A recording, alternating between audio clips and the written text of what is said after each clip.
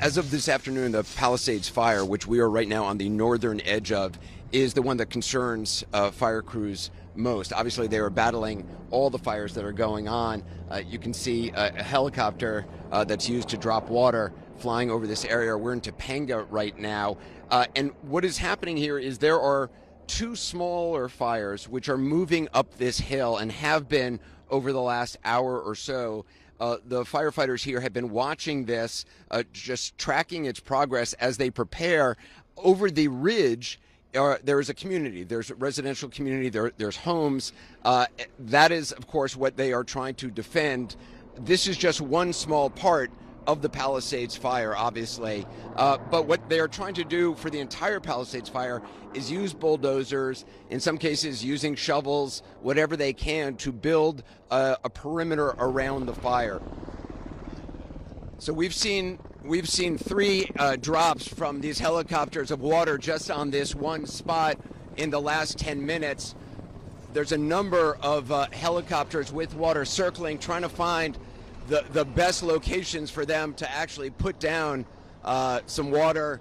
But this is a persistent fire that's been moving up this mountain.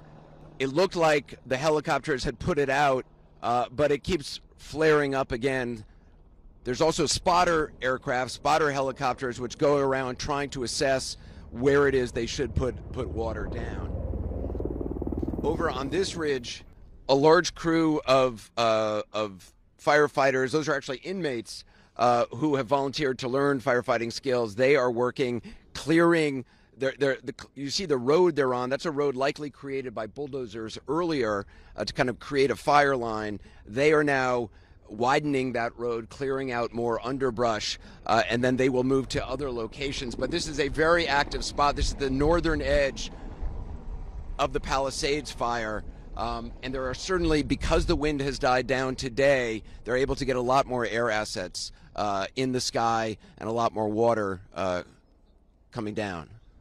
They've dropped a lot of water from helicopters over the last hour or so. It seems like the wind shifted and suddenly the fire just erupted. Exactly. You know, afternoons they get the wind shifts up here.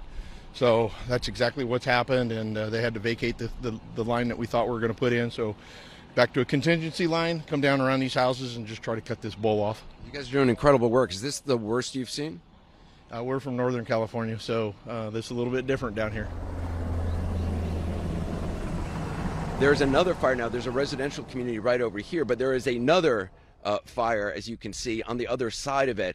So there's a lot of different areas that crews are trying to work on.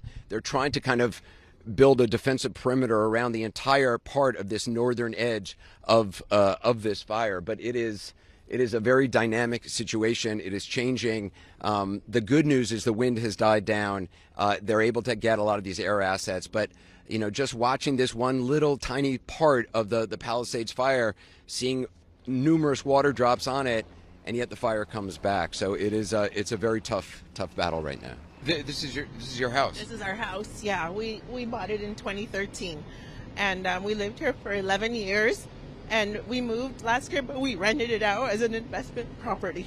And this was your retirement. This is our retirement. This is our nest egg. This is where we moved in when we got married. This is where our son was born. This was our house, and this was what we worked for. This was what we were going to use to retire. That was our investment.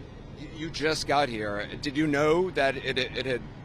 We knew that both ends of the street were on fire, and our house was still standing as of this morning, along with these and the ones across the street. It was standing until about 3 hours ago. Yeah, and yeah. So when we heard that it was on fire, we drove over, and we heard that the firefighters were trying to put out the fire, and so we wanted to see for ourselves what the damage was. But it's gone. It's gone. It's a total loss. I'm so sorry. Thank you. Thank you. This is a true tragedy, and it's a mistake of the governor, and you could say the administration. They don't have any water.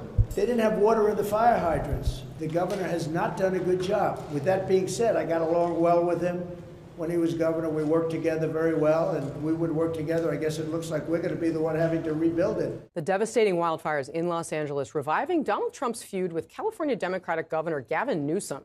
Overnight, Trump posting on Truth Social calling for the governor's resignation, saying, quote, "This is all his fault," end quote. Newsom taking a brief moment to respond while in the middle of the flames. I hate to even ask this question, but the president-elect chose to attack you, blame you for this. One can't even respond to it. I mean, people are literally fleeing. People have lost their lives. Kids lost their schools. Families completely torn asunder. Churches burned down. This guy wanted to politicize it. I have a lot of thoughts, and I know what I want to say. I won't. I stood next to a president of the United States of America today, and I was proud to be with Joe Biden.